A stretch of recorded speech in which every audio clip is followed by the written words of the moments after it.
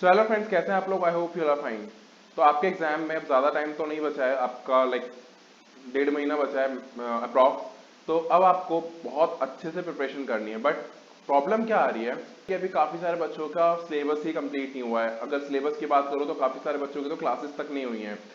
अब उन लोगों ने बहुत ग्रुप प्लान किए थे, वो फर्स्ट ग्रुप की ही प्रिपरेशन कर पाएंगे। क्योंकि देखो, ये मैं हमेशा कहता हूँ, जब भी आप अपना कोई भी फॉर एग्जाम्पल बहुत ग्रुप टारगेट करते हो, कुछ भी टारगेट करते हो, तो आपको उसी के अकॉर्डिंगली प्लान करना होता है और उसी के अकॉर्डिंग फिर आपको चलना होता है। अदरवाइज गड़बड़ हो जाएगी और फिर आप नहीं कर पाओगे लास्ट मोमेंट पे। तो इस टाइम भी वही हो रहा है। तो काफी सारे बच्चों का फॉर एग्जाम्पल वो सिंगल ग्रुप भी दे रहे हैं और उनका सिंगल ग्रुप की भी कोचिंग्स पूरी नहीं है। तो आप लोगों को क्या करना है, आप ध्यान से सुनो मेरी बात, ठीक है?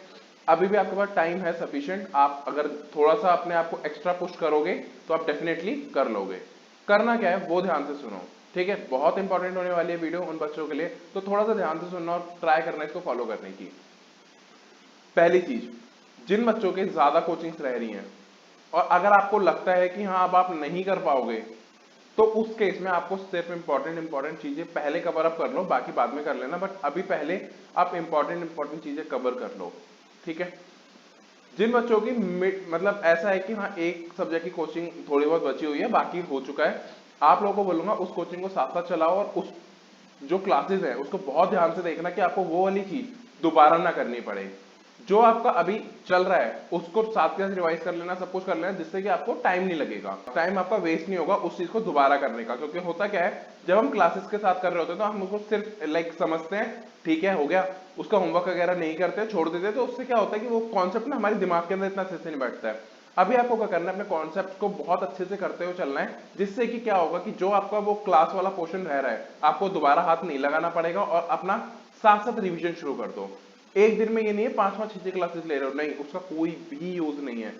चाहे आप 3 क्लास लो चाहे 4 क्लास लो, बस इतनी ले लो लेके कि जितनी आप उसको इतनी क्लासेस लो जिसका आप होमवर्क कवर अप कर सको, आप अच्छे से रिवाइज कर सको, साथ में कुछ और भी एक आधा सब्जेक्ट रिवाइज कर सको। तो थोड़ा इस तरह से प्लान करो।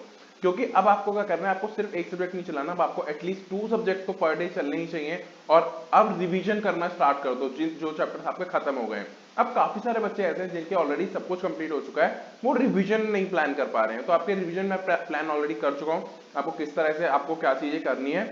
मैंने पूरा पीपीटी वगैरह बना के अब रेडी कर लिया है, तो मोस्ट प्रोबेबली आपको विद इन 2 to 3 डेज आपको मिल जाएगा। आपको क्या करना है, आप ध्यान देना मेरी बात का, कि जिन बच्चों का अब लास्ट मोमेंट पे सिलेबस नहीं हो पा रहा है, सबसे पहले आपको लाइक इंपॉर्टेंट चैप्टर्स करने हैं जो आपके ज्यादा से ज्यादा मार्क्स पूछे जाते हैं। ना कि ये कि जो छोटे छोटे चैप्टर्स आप उनको कर लो, छोटे छोटे चैप्टर और अगर वो एग्जाम में आते हैं तो डेफिनेटली आप उनको करो। बट अगर फॉर एग्जांपल ऐसे हैं कुछ सी कैटेगरी के आइटम्स हैं जिनको मैंने सी कैटेगरी में डाल रखा था, उनको अभी मत करो, उसको पहले ए और बी को करो एंड देन जब वो हो जाए उसके बाद में सी कैटेगरी वाले चैप्टर्स को उठाओ। क्योंकि उनके आने के चांसेस कम होते हैं, ऑल्दो मैं ये नहीं कहूंगा कि वो नहीं आएंगे, बट उसका जो आने का चांसेस है वो बहुत कम है इन कंपैरिजन टू ए और बी कैटेगरी। मतलब किस्मत खराब हुई तो सी वाले भी आ सकते हैं, बट हम लोग अगर रिस्क ले ही रहे हैं तो उसके साथ रिस्क लो जिसके साथ हमें पता है कि हाँ भाई वो नहीं आएगा। अगर हम ऐसे चैप्टर्स के साथ में रिस्क लेंगे जो हमें पता है कि हाँ आ जाएगा और हम फिर भी रिस्क ले रहे हैं, तो फिर गड़बड़ है। फिर गड़बड़ क्यों है? क्योंकि हम वो चीज कर ही नहीं पाएंगे और बहुत बड़ा जो मेजर चंक होगा वो छूट जाएगा और आप अपना प्रिपरेशन नहीं कर पाओगे। तो अभी फोकस करो, अपने जो आवर्स हैं पढ़ाई के वो बहुत ज्यादा कर दो। क्योंकि देखो, मैं कभी नहीं कहता अपने आपको एक्स्ट्रा पुश करो, बट अगर आपके पास अभी टाइम नहीं है, आपके पास ऑलरेडी टाइम कम है और आपको पता है कि आपकी प्रिपरेशन नहीं हो पाएगी अगर आप इसी पेस से चलते रहे, तो डेफिनेटली आपको अपने आवर्स एक्स्ट्रा करने ही पड़ेंगे। ठीक है, मेरा तो जून अटेम्प्ट है, मैं अभी से उसकी प्लानिंग शुरू कर चुका हूँ किस तरह से कितने आवर्स देने हैं। मेरा वर्किंग भी है साथ में, तो मेरे को सारी चीजें मैनेज कर रहा हूँ। तो उसी तरह आपको भी अभी इसमें प्लान बनाना पड़ेगा। आपको अगर आपने अटेम्प्ट सोच रखा है कि मेरा ये अटेम्प्ट है, तो डेफिनेटली कुछ बच्चे अटेम्प्ट स्किप करने की सोच रहे हैं, प्लीज ऐसा मत करना। अटेम्प्ट स्किप करने से कुछ भी नहीं होता, टाइम वेस्ट होता है सिर्फ। ठीक है, तो यही सारी चीजें देखो आज की वीडियो में। छोटा सा मैसेज था मेरी तरफ से देखो आप लोगों के लिए कि अपना थोड़ा सा पढ़ाई को अब एक्स्ट्रा पुश दो, थोड़ी सी मेहनत करो।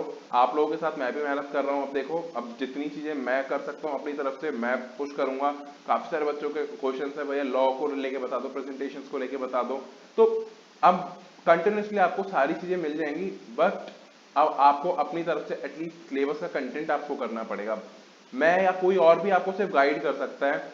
एट द एंड वो इम्प्लीमेंट आपको करना है। अगर आप इम्प्लीमेंट करोगे तो डेफिनेटली आप चीजें कर लोगे। ठीक है, तो ऑल दी बेस्ट, अपना अच्छे से पढ़ाई करो, अपने आप को थोड़े से ज्यादा आवर्स स्ट्रेस करो कि हाँ भाई, मतलब मैं ये नहीं कहूंगा अपने आप को बिल्कुल ही तंग कर दो, बट जितना आप कर सकते हो आप अपनी थोड़ी सी लिमिट को तो देखो वो करना पड़ेगा कि हाँ भाई अब मैं फॉर एग्जाम्पल अगर 8 आवर्स पढ़ रहा हूँ तो आपको 12 उसको करना पड़ेगा। जब आप उसको 12 करोगे तो एक दो दिन थोड़ी आपको प्रॉब्लम होगी, बट उसके बाद नॉर्मल हो जाएगा। तो अपने आप को थोड़ा सा आवर्स इंक्रीज करो, अपनी प्रोडक्टिविटी बढ़ाओ, एफिशिएंसी बढ़ाओ। मतलब जितने आवर्स आप बैठ रहे हो उतने टाइम में आपका आउटपुट ज्यादा है। फॉर एग्जाम्पल अगर आप 10 घंटे बैठ रहे हो तो उसमें ट्राई करो 8 साढ़े 8 घंटे का आउटपुट आए। अगर आप इतना आउटपुट नहीं निकाल पाओगे तो देखो फिर प्रॉब्लम है। फॉर एग्जाम्पल आप 10 घंटे बैठ रहे हो, 5 घंटे का आउटपुट आ रहा है, 5 घंटे आपका ध्यान इधर उधर रहा है, तो फिर उससे कोई बेनिफिट नहीं है। तो अपने आप को थोड़ा सा फोकस करो चीजों को, अपने आप को फोकस करो। टारगेट आपका ज्यादा दूर नहीं है, आपके एग्जाम्स जनवरी में तो कुछ ज्यादा दूर नहीं बचा है। अब नवंबर है आपका, आधा नवंबर तो निकल ही चुका है, दिसंबर एंड देन जनवरी। दिसंबर आपका पूरा रिवीजन में जाने वाला है। ट्राई करो जितना कुछ है वो आप अब भी खत्म कर दो नवंबर के अंदर, ज्यादा टाइम मत लगाना। ठीक है ना? कोई और प्रॉब्लम है डेफिनेटली आप पूछो।